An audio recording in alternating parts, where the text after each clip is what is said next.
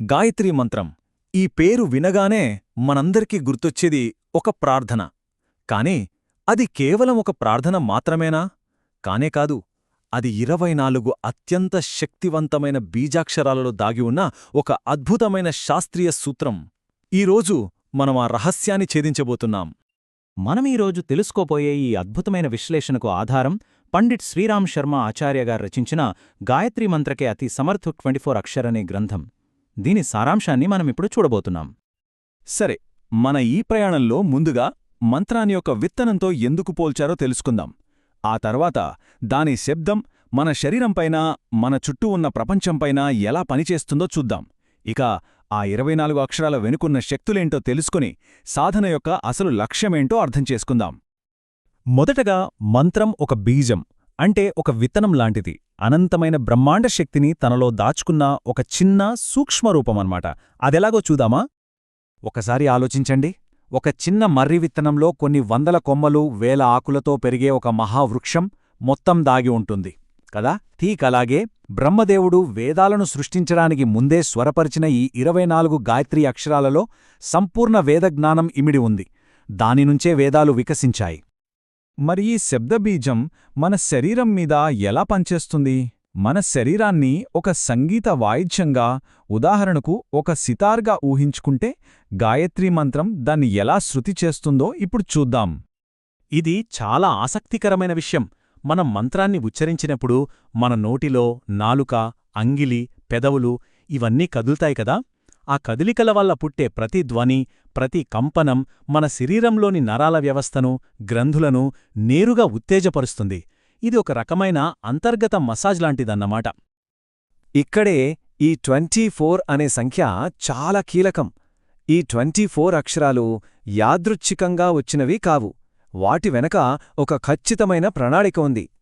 ఎందుకంటే ఆశ్చర్యకరంగా మన శరీరంలో కూడా సరిగ్గా 24 ముఖ్యమైన యోగ గ్రంథులు, అంటే శక్తి కేంద్రాలు ఉన్నాయి. గాయత్రీ మంత్రంలోని ప్రతి ఒక్క అక్షరం మనలోని ఒక్కో శక్తి కేంద్రాన్ని నేరుగా తాకి మేల్కొల్పుతుంది. దీని ఒక అందమైన పోలికతో చెప్పాలంటే, మంత్రజపం మన సూక్ష్మ శరీరాన్ని ఒక సితారుగా మారుస్తుంది. మంత్రంలోని ప్రతి అక్షరం ఆ సితార్లోని 24 తీగలను మీటుతూ ఒక దివ్యమైన సంగీతాన్ని సృష్టిస్తుంది. ఆ సంగీతమే మనలో నిద్రాణంగా ఉన్న ఆధ్యాత్మిక శక్తులను మేల్కొలుపుతుంది. సరే, ఈ శక్తి అంతా మన శరీరానికే పరిమితమా? లేకపోతే ఈ శబ్ద కంపనాలు మన చుట్టూ ఉన్న వాస్తవికతను కూడా మార్చగలవా? చూద్దాం. సమాధానం ఖచ్చితంగా కాదు. శబ్దశక్తికి ప్రపంచాన్ని ప్రభావితం చేసే శక్తి ఉంది. మన చరిత్రలో, పురాణాల్లో చూస్తే శబ్దం ఎలాంటి అద్భుతాలు చేసిందో ఎన్నో ఉదాహరణలు కనిపిస్తాయి.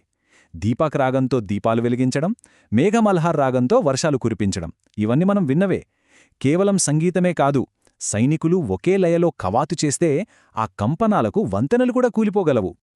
ఇవన్నీ పాతకథలులే అనుకోవద్దు. ఈరోజు ఆధునిక సైన్స్ కూడా అదే చేస్తోంది. వాళ్ళు శబ్దతరంగాలతో ఉక్కును కోస్తున్నారు. మన ప్రాచీన ఋషులు మంత్రశబ్దంతో ఆధ్యాత్మిక శక్తిని సృష్టించారు. చూట్టానికి పద్ధతులు వేరుగా అనిపించినా రెండింటి వెనక ఉన్న సూత్రం ఒక్కటే: శబ్దశక్తి. సరే, ఇప్పటిదాకా మనం పునాది గురించి మాట్లాడుకున్నాం. ఇప్పుడు అసలు విషయానికి వద్దాం. ఈ విశ్లేషణలో అత్యంత కీలకమైన భాగానికి చేరుకున్నాం. ఆ 24 అక్షరాలు ఏంటి? అవి మనలో ఏ శక్తులను మేల్కొల్పుతాయి? ఒక్కొక్కటిగా చూద్దాం. ఇప్పుడు తెరమీద మొదటి 8 అక్షరాలు, వాటికి సంబంధించిన శక్తులు, అవి మేల్కొలిపే గుణాలు కనిపిస్తున్నాయి. ఉదాహరణకు మొదటి అక్షరం తత్. ఇది తాపిని అనే శక్తి ద్వారా మనలో విజయం సాధించాలనే తపనను, సంకల్పాన్ని రగిలిస్తుంది. అలాగే సా అనే అక్షరం సఫలాశక్తితో పరాక్రమాన్ని ఇస్తుంది. ఇప్పుడు తర్వాతి 8 అక్షరాలను గమనిద్దాం.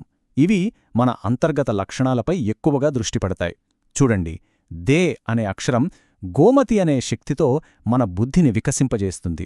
అలాగే స్య అనే అక్షరం వరాహి శక్తితో మనలో నిష్ఠను, అంకితభావాన్ని పెంపొందిస్తుంది. ఇక చివరి 8 అక్షరాలు, ఇవి మనల్ని ఉన్నతమైన ఆధ్యాత్మిక స్థాయికి తీసుకెళ్తాయి. యో అనే అక్షరం యోగమాయ అనే శక్తితో మనలో ఆధ్యాత్మిక జాగృతిని కలిగిస్తే, చివరిదైన నిరంజన్ అక్షరం మనలో నిస్వార్థమైన సేవాభావాన్ని నింపుతుంది. ఈ 24 అక్షరాల కలయికే గాయత్రీ మంత్రం యొక్క సంపూర్ణ శక్తి. అయితే ఈ మంత్రశాస్త్రమనే యంత్రం పనిచేయాలంటే దానికొక కీలకమైన ఇంధనం కావాలి. అది బయట ఎక్కడ్నుంచో రాదు, మన లోపల్నుంచే పుట్టాలి. అదే శ్రద్ధ మరియు విశ్వాసం. రామాయణంలో ఎంత అద్భుతంగా చెప్పారో చూడండి. భవానీ శంకరం వందే శ్రద్ధా విశ్వాస రూపిణో అంటే శ్రద్ధా విశ్వాసాలే సాక్షాత్తు పార్వతీపరమేశ్వర్ల స్వరూపాలు. అవి అంత శక్తివంతమైనవి.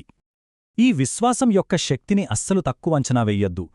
గురువు లేకపోయినా కేవలం ఆయన మట్టి విగ్రహంపై ఉన్న విశ్వాసంతోనే ఏకలవ్యుడు గొప్ప విలుకాడు అయ్యాడు. అదే సమయంలో భయంతో సందేహంతో చీకట్లో ఉన్న తాడును చూసి పాము అనుకొని భయపడతాం. మంత్రం ఒక శక్తివంతమైన వాహనమైతే దాన్ని నడిపే అసలైన ఇంధనం మన విశ్వాసమే. మరి ఇన్ని శక్తులను మేల్కొలిపి ఇంతటి విశ్వాసంతో సాధన చేస్తే అంతిమ ప్రయోజనం ఏంటి? ఈ గాయత్రీ సాధన మనల్ని చివరికి ఎక్కడికి తీసుకెళ్తుంది? ఇక్కడే మనం గాయత్రి యొక్క అసలైన స్వరూపాన్ని అర్థం చేసుకోవాలి. గాయత్రి అనేది ఒక దేవత పేరు కాదు. అది ఈ సృష్టికి మూలకారణమైన బ్రహ్మం యొక్క ఆదిశక్తి. సమస్త సృష్టికి కారణమైన ఆ మూలశక్తి. ఆ మూలాన్ని చేరాలంటే మనం ఈ శక్తిని దాటి వెళ్ళాలి. అందుకే గాయత్రీ సాధనను కామధేనువుతో పోలుస్తారు. కోరిన కోరికలు తీర్చే ఆ దివ్యగోవులా గాయత్రి మంత్రం మనలోని అజ్ఞానం, బలహీనత, లేమి వంటి అన్ని రకాల బాధలను మూలంతో సహా తొలగించి మనకు అనంతమైన ఆధ్యాత్మిక పోషణను అందిస్తుంది. మరి ఒక్కసారి మనస్సు పెట్టి ఆలోచిద్దాం. మన మాటలలో, మన నమ్మకాలలో ఇంతటి అనంతమైన సృజనాత్మక శక్తి దాగి ఉందని మనం ఎప్పుడైనా పూర్తిగా గ్రహించామా?